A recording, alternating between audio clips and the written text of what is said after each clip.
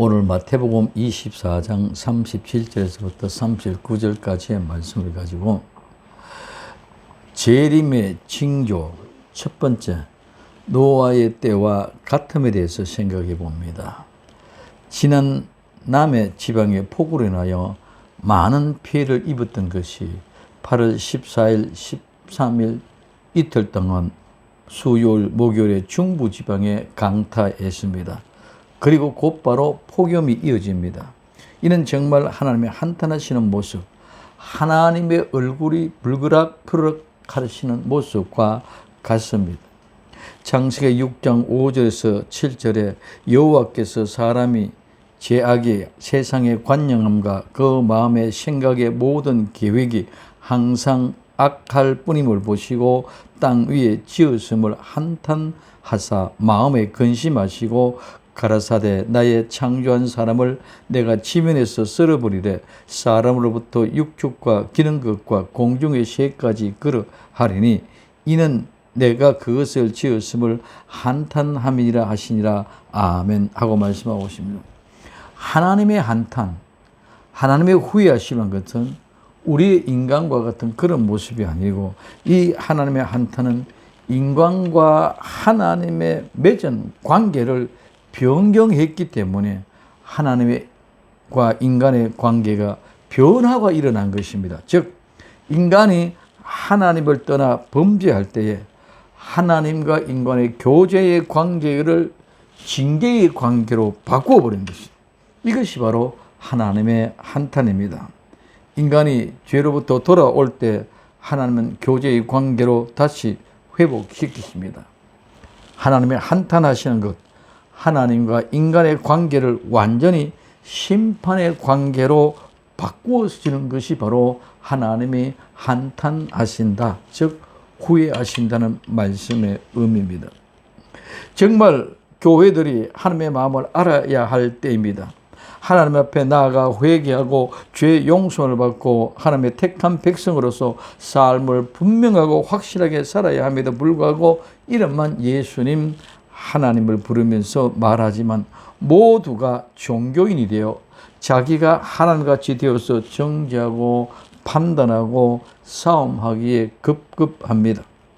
종교인들은 모든 것을 자기 자신을 위하여 생각하고 말하고 삶을 사는 것입니다. 출애굽기 32장 1절에 백성이 모세가 산에서 내려오미 더딤을 보고 모여 아론에게 이르러 가로되 일어나라, 우리를 인도할 신을 우리를 위하여 만들라. 이 모세 곧 우리를 애굽 땅에서 인도해 낸 사람은 어찌 되는지 알지 못함이라고 말씀하고 있습니다. 그래서 우리를 인도할 신, 우리를 위하여 만들라, 이게 종교인들이 하는 모습입니다. 그러면 오늘날 이 시대에 노아의 시대와 함께 하나님의 한탄하신 모습을 우리는 살펴보고 알아야 될 줄로 믿습니다. 첫째, 노아는 어떤 사람입니까? 창세기 6장 8절에 그러나 노아는 하나님께 은혜를 입었더라. 노아는 안식과 휴식에 위한 안위의 사람입니다. 창세기 5장 29절에 이름을 노아라 하여 가로되 여호와께서 땅을 저주하심으로 수고로 일하는 우리를 이 아들이 안위하리라 하였더라고 말씀하고 있습니다. 첫째, 노아는 아담의 10대 후손입니다. 창세기 5장 28절에 레멕은 182세의 아들을 낳고 이름을 노아라 하여 가로되 여호와께서 땅을 저주하심으로 수고로 일하는 우리를 이 아들이 안위하리라 하였더라 하고 말씀하고 있습니다. 그래서 노아는 아담의 10대 후손 라멕의 아들입니다. 두 번째, 여호와께서 은혜를 입은 의인으로 하나님과 동행한 사람입니다. 창세기 6장 9절에 노아의 사정은 이러하니라. 노아는 의인이요 당대에 완전하는 자라. 그가 하나님과 동행하였으며 하고 말씀하고 있습니다. 또 히브리서 11장 7절에 믿음으로 노아는 아직 보지 못하는 일에 경고하심을 받아 경외함으로 방주를 예비하여 그 집을 구원하였으니 이로 말미암아 세상을 정죄하고 믿음을 쫓는 의의 후사가 되었느니라 하고 말씀하고 있습니다. 세 번째, 노아는 패역한 시대, 마지막 시대에 살았으며 하나님의 특별한 은혜를 받은 사람입니다. 창세기 6장 1절에서 13절까지 노아의 사적에 대해서 쭉 말씀하고 있습니다. 즉 말씀대로 순종한 의의 복음을 전한 사람입니다. 베드로후서 2장 5절에 옛 세상을 용서치 아니하시고 오직 의를 전파한 노아와 그 7 식구를 보존하시고 경건치 아니한 자들의 세상에 홍수를 내리셨으며 하고 말씀하고 있습니다. 노아의 때 홍수가 그 이웃 성읍들을 모두 멸망시킨 것과 마찬가지로 예수님이 재림할 때에 세계에 임한 심판의 모습으로 나타납니다.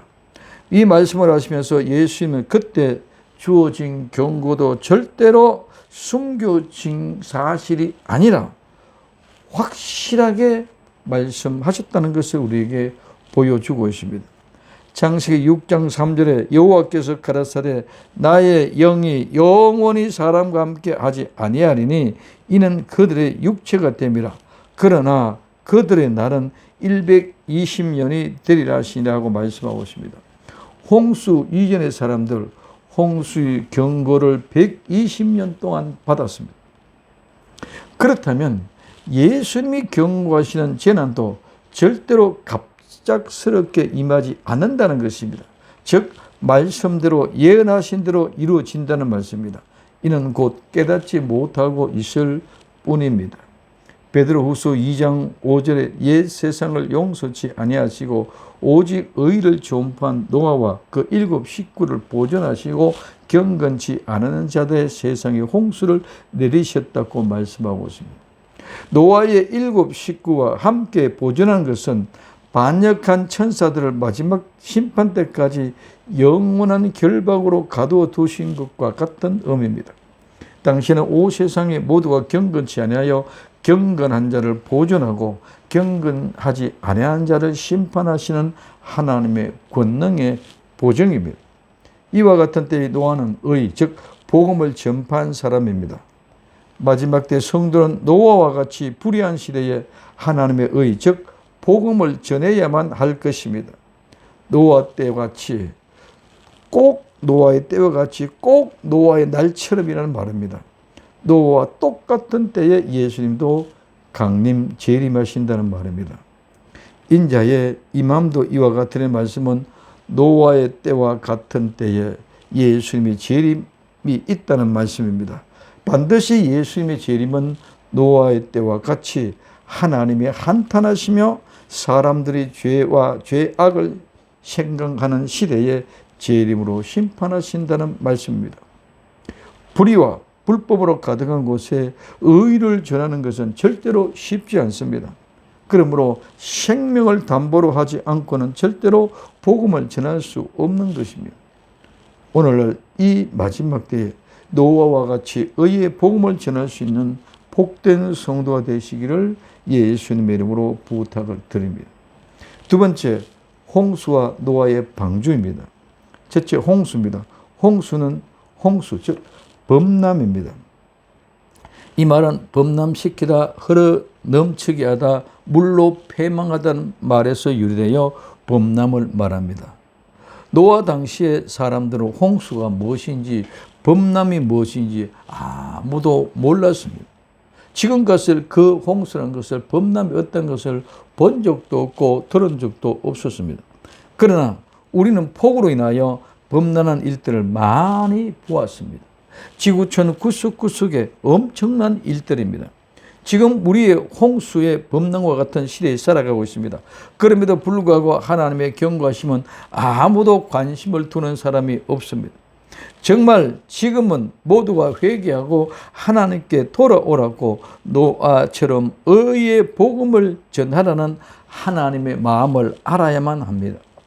그럼에도 불구하고 먹고 마시고 시집가고 장가드는 일에만 관심이 있어 모두 하나님을 바라보는 눈이 멀었습니다. 홍수 전에 노아가 방주에 들어가던 날까지. 그러면 방주, 두 번째, 방주가 무엇입니까? 이 방주는 나무상자, 궤, 법궤, 즉 언약궤입니다. 노아의 방주는 아무런 나무 상자가 아닙니다. 즉 일반적인 그런 배가 아니라는 말씀입니다. 첫째, 노아의 방주 궤는 예루살렘 성전의 언약궤입니다. 히브리서 9장 4절에 금 향로와 사면을 금으로 산 언약궤가 있고 그 안에 만나를 담은 금 항아리와 아론의 상난 지팡이와 언약의 비석들이 있고 하고 말씀하고 있습니다. 여기에 언약궤가 즉 방주와 같은 단어라는 말입니다. 두 번째, 이 방주는 하늘 성전에 있는 언약궤입니다. 요한계시록 11장 19절에 이에 하늘에 있는 하나님의 성전이 열리니 성전 안에 하나님의 언약궤가 보이며 또 번개와 음성과 내성과 지진과 큰 우박이 있더라. 아멘. 여기에 하나님의 언약궤가 방주와 같은 단어랍니다. 노아의 방주에 들어간다는 말은 무슨 말입니까? 그냥 나무 상자 배 안으로 들어간다는 말이 아닙니다. 이 방주는 언약궤, 즉 하나님의 말씀입니다. 마지막 때 모든 성도들은 방주, 즉 하나님의 말씀 안에 들어가지 않으면 살 수가 없습니다. 그러므로 말씀 안에 들어가야만 살 수 있습니다. 요한일서 2장 5절에 누구든지 그 말씀을 지키는 자는 하나님의 사랑이 참으로 그 속에 온전하게 되었나니 이로써 우리가 저 안에 있는 줄 아노라고 말씀하고 있습니다. 방주 안에 들어가면 이 방주는 곧 예수님입니다. 즉 방주 안에 들어가면 예수 그리스도 안에 들어가면 오늘 로마서 8장 1절에서 2절에 그러므로 이제 그리스도 예수 안에 있는 자는 결코 정죄함이 없나니 이는 그리스도 예수 안에 있는 생명의 성령의 법이 죄와 사망의 법에서 너를 해방하였느니라 하고 말씀하고 있습니다. 하나님의 한탄, 인간의 범죄를 통해서 하나님이 징계할 수밖에 없는, 심판할 수밖에 없는 그런 한탄한 마음이 이제 법궤 안으로, 즉 방주 안으로, 예수 그리스도 안으로 들어가면 그 성령의 법이 우리를 죄와 사망의 법에서 해방시키는 역사가 일어난 줄로 믿습니다. 그럼 우리는 그로 끝나는 것이 아니라 에베소서 2장 22절에 너희도 성령 안에서 하나님의 거하실 처소가 되기 위하여 예수님 안에서 함께 지어져 가느니라고 말씀하고 있습니다. 우리는 예수 그리스도 안에서 아름다운 방주 안에서 하나님의 사람이 되어져 가야 될 줄로 믿습니다. 두 번째, 의의 복음을 전파하면 핍박을 받습니다. 디모데후서 3장 12절에 무릇 그리스도 예수 안에서 경건하게 살고자 하는 자는 핍박을 받으리라고 말씀하고 있습니다. 세 번째, 예수님은 지금도 말씀하고 계십니다. 요한계시록 3장 20절에 볼지어다 내가 문 밖에서 두드리노니 누구든지 내 음성을 듣고 문을 열면 내가 그에게로 들어가 그로 더불어 먹고 나는 그로 더불어 먹이라고 말씀하고 있습니다. 마지막 때 성도들은 오직 예수 그리스도 안에서만 구원이 있습니다. 그러므로 노아가 방주 안에 들어갔던 것처럼 의의 복음 전도자들은 예수 그리스도 안으로 들어가 외쳐 복음을 전해야 합니다. 본질을 높이면 안 됩니다. 오직 예수님 안에서만 구원이 있습니다. 아직 노아의 방주 안에서만 구원이 있었던 것처럼 오직 예수 그리스도 안에서만 구원이 있습니다. 들어가던 날까지 세 번째, 세상 사람들의 생활의 삶입니다. 첫째, 사람들이 먹고 마시고, 이 먹는다는 말은 깨물거나 씹다, 먹다. 이 말은 마지막 날의 생활의 상태를 말합니다. 요한복음 13장 18절에 내가 너희를 다 가르쳐 말하는 것이 아니라 내가 나의 택한 자들이 누구인지 알미라. 그러나 내 떡을 먹는 자가 내게 발꿈치를 들었다 한 성경을 응하게 하려는 것이니라. 아멘. 첫째, 떡을 먹는 자가 내 발꿈치를 들었다는 말은 창세기 3장 15절에 내가 너로 여자와 원수가 되게 하고 너의 후손도 여자의 후손과 원수가 되게 하리니 여자의 후손 내 머리를 상하게 할 것이요 는 그 발꿈치를 상하게 할 것이라고 말씀하고 있습니다. 떡을 뗀다는 말은 한 몸을 이룬다는 말입니다. 발꿈치를 든다는 말은 말이 갑작스럽게 발길질하는 것처럼 잔인한 폭력을 행하는 것을 말합니다. 이는 함께 교제를 나누는 사람들이 갑자기 말이 발길질하는 것처럼 잔인한 인간들의 모습입니다. 이 말은 이제 조금 보면 유다는 예수님께서 나눠주신 떡을 떼고 나가서 살기 등등한 폭도들을 이끌고 와서 예수님을 사로잡는 잔인한 폭력을 행하는 것을 말합니다. 두 번째, 먹고 마시는 것은 보고 들은 것에 대한 결과입니다. 창세기 3장 4절에서 6절에 뱀이 여자에게 이르되 너희가 결코 죽지 아니하리라. 너희가 그것을 먹는 날에는 너희 눈이 밝아 하나님과 같이 되어 선악을 알 줄을 하나님이 아심이니라. 여자가 그 나무를 본즉 먹음직도 하고 보암직도 하고 지혜롭게 할 만큼 탐스럽게도 한 나무인지라. 여자가 그 실과를 따먹고 자기와 함께한 남편에게도 주어 먹은지라고 말씀하고 있습니다. 하와가 뱀의 말을 듣지 않았다면 그 본 이유도 없습니다. 그 전에 뱀의 말을 듣기 전에는 그냥 아담과 더불어 하나님과 교제하면서 행복하게 뛰어놀던 그 동산이 선악을 알게 나오는 관심도 없었습니다. 근데 뱀의 말을 듣고 본 결과로 말미암아 보니까네 먹음직도 하고 보암직도 하고 지혜롭게 할 만큼 탐스럽게 한 나무, 그 실과를 따서 먹고 자기 남편 아담에게도 주고 같이 먹었습니다. 마시고, 이 마신다는 말은 먹고 마시는 것은 굶주림과 갈증을 푸는, 먹고 마시는 것은 인간의 생명을 유지한 필요한 기능입니다. 그렇지만 그것도 역시 죄가 될 수 있습니다. 홍수 이전의 사람들, 소돔과 고모라의 사람들 같이 먹고 마시는 것에 만족한 자들은 생의 참된 의미와 하나님의 계시하는 본질의 종말의 표적을 볼 수 없습니다. 첫째, 먹고 마시는 것은 대부분 인간들이 추구하는 목표입니다.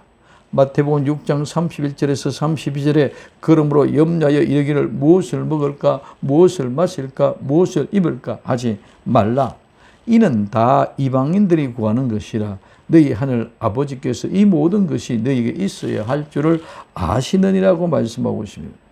또 그 뒤에 마태복음 6장 25절에 그러므로 내가 너희에게 이르노니 목숨을 위하여 무엇을 먹을까 무엇을 마실까 몸을 위하여 무엇을 입을까 염려하지 말라. 목숨이 음식보다 중요하지 아니하며 몸이 의복보다 중요하지 아니하냐고 말씀하고 있습니다. 그래서 우리가 무엇을 먹고 무엇을 마시고 무엇을 입을까 이 염려는 전부 다 이방인들이 하는 것이지 너희들이 하는 것이 아니다. 너희는 하나님 나라와 의를 구하면 하나님의 그 모든 것이 필요가 한다는 사실을 알고 그것에 더하여 주실 것이라 이렇게 말씀하고 있습니다. 그래서 두 번째, 먹고 마시는 것을 통해서 안정과 만족과 욕구가 충족됩니다. 그래서 이 세상 사람들은 이 모두가 이것은 죽음의 접근에 의한 태도로 확정해 줄 것뿐입니다. 그래서 이방 종교 우상 숭배자들의 기본 생활, 기본 자세가 그렇습니다. 고린도전서 10장 7절에 그들 가운데 어떤 사람과 같이 너희 우상 숭배하는 자가 되지 말라. 기록된 바 백성이 앉아서 먹고 마시며 일어나서 뛰논다 함과 같은 것입니다. 그래서 이방인들, 즉 우상 숭배자 이방 종교의 사람들은 모두가 먹고 마시고 뛰노는데 미쳐 있고 할 모든 삶을 살아가고 있습니다. 그것이 곧 바로 우리의 안정과 만족과 욕구가 충족되는 것 같이 생각하고 있지만 그런 모든 것 다 죽음을 향하여 가고 있다는 사실을 입증하는 것뿐입니다. 우리 인간은 남에서부터 계속 우린 자라고 성숙하는 것 같지만 실제적으로 본질은 남에서부터 죽음을 향하여 가고 있다는 사실을 우리는 분명히 깨달아야 할 것입니다. 세 번째, 그러나 이것 또한 성도에 대한 유혹입니다. 성도도 뭘 먹고 뭘 마시고 무엇을 입을까에 대한 유혹을 받는다는 것입니다.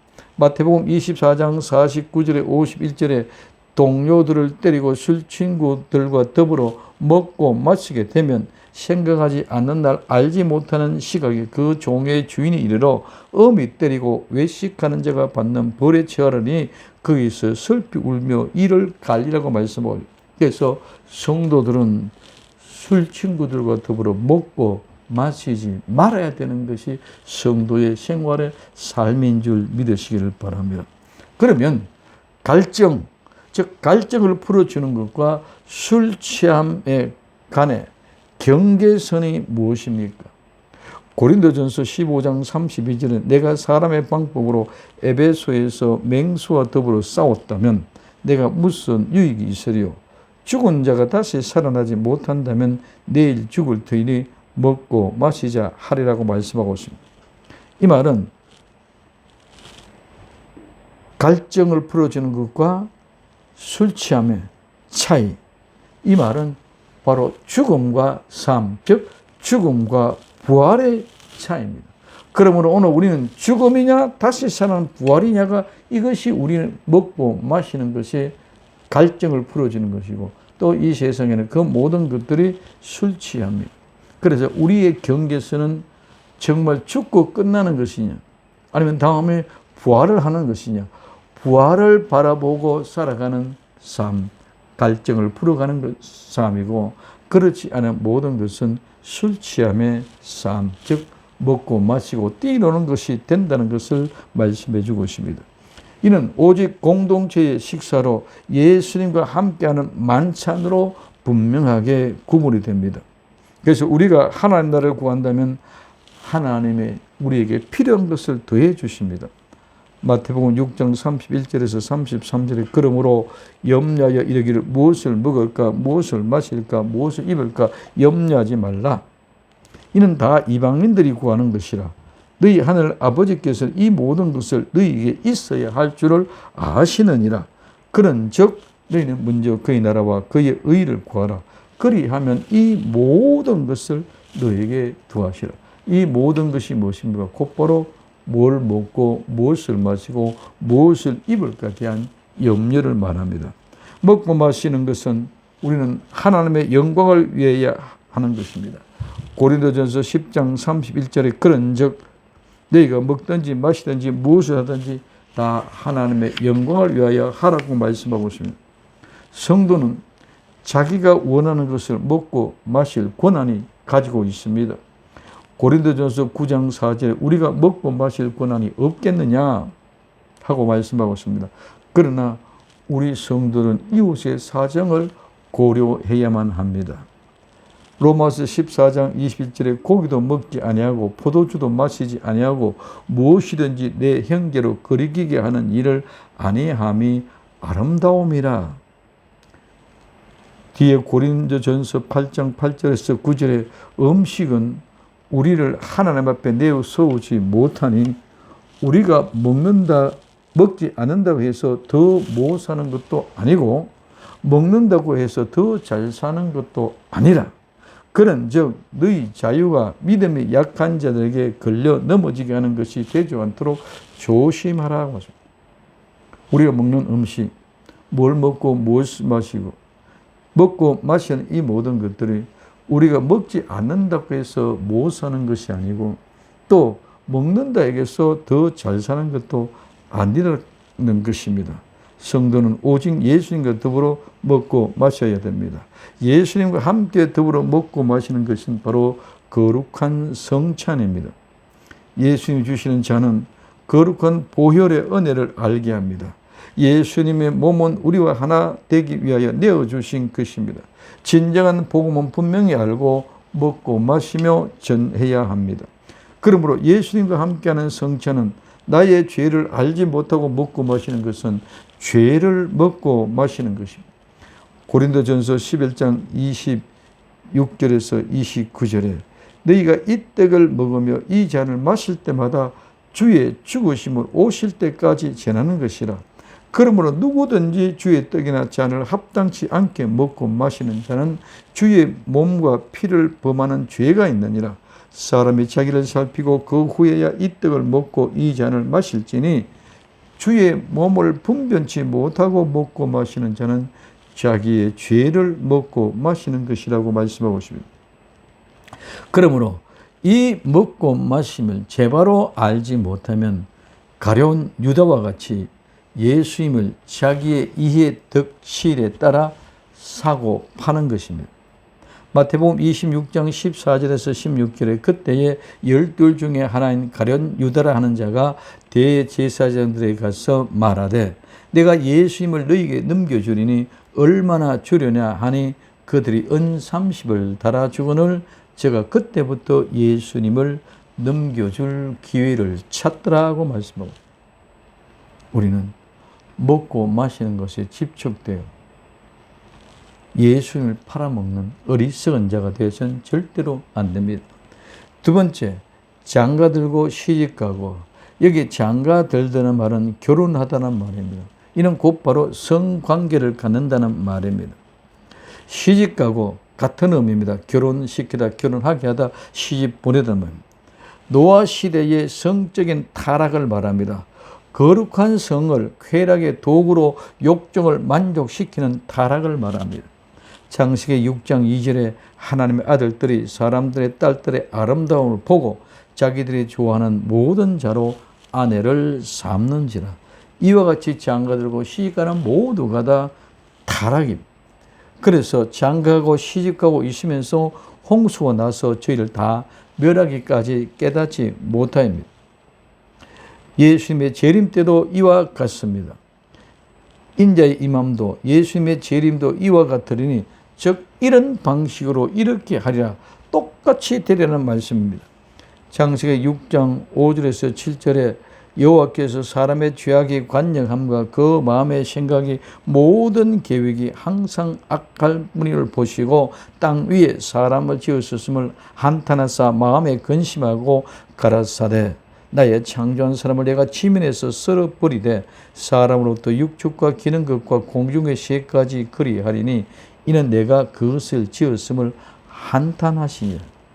하나님은 노아 때 당시에 그들만 한탄하시는 것이 아니라 오늘 지금 예수의 마지막 때 재림 때 살아가는 우리 모든 삶이 하나님을 떠나서 하나님이 심판할 수밖에 없는, 징계할 수밖에 없는 하나님의 한탄하시는 모습이 똑같이 여기서도 이루어지게 된다는 것을 말씀하고 있습니다.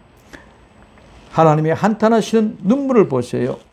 폭우, 폭염, 어제는 폭우, 홍수주의보, 오늘은 폭염주의보가 내리는 현실을 보십시오. 이 모두 하나님의 한탄하시는 눈물입니다. 오늘날 성적인 타락, 윤리와 도덕도 다 사라졌습니다. 마약에 미친 듯이 흘려가고 있습니다. 정치, 경제, 교육, 종교 등 모든 것이 하나님의 한탄을 자내실 뿐입니다. 정말 이 시대에 노아와 같은 의인이 있는가요? 말로 지식으로 알고 실제가 없는 현실입니다. 의인은 말로 되는 것이 지식으로 되는 것이 아닙니다. 온전히 삶의 실제 삶으로 되어져야 하는 것입니다. 데살로니가 전서 4장 16절에서 18절에 주께서 호령과 천사장의 소리와 하나님의 나팔로 하늘로 쫓아 강림하시리니 그리스도 안에서 죽은 자들이 먼저 일어나고 그 후에 우리 살아남은 자도 저희와 함께 구름 속으로 끌려 올려 공중에서 주를 영접하게 하시리니 그리하여 우리가 항상 주와 함께 있으리라. 그러므로 이 여러 말로 서로 위로하라 말씀하고 있습니다. 오늘 이 현실을 보고 우리는 낙망하거나 실망하지 말고 서로 위로하며 격려하며 오직 우리 주 예수 그리스도를 바라보고 서로 위로하고 격려하며 함께 든든히 서가고 이겨가는 복된 성도 되시기를 예수님의 이름으로 부탁을 드립니다. 오직 예수님 마라나다 기도합니다.